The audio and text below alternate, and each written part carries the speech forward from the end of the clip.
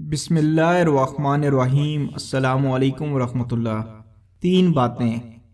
عوف بن عبداللہ فرماتے ہیں کہ نیک لوگ ایک دوسرے کو اپنے خطوط میں 3 قسم کی باتیں لکھا کرتے تھے۔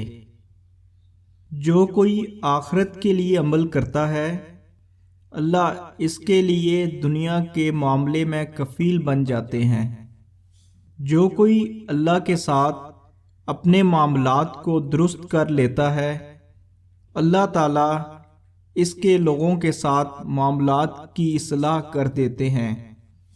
جو کوئی اپنے باطن کی اصلاح کر لیتا ہے، اللہ تعالیٰ اس کے ظاہر کی اصلاح فرما دیتے ہیں۔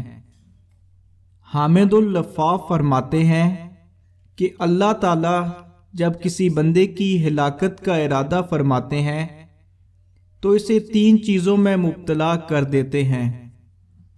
اسے علم کی دولت سے مالا مال فرماتے ہیں، لیکن علماء کے عمل سے اسے روک دیتے ہیں۔ اسے صلحاء کی صحبت تو عطا فرماتے، لیکن ان کے حقوق کی معرفت سے محروم کر دیتے ہیں۔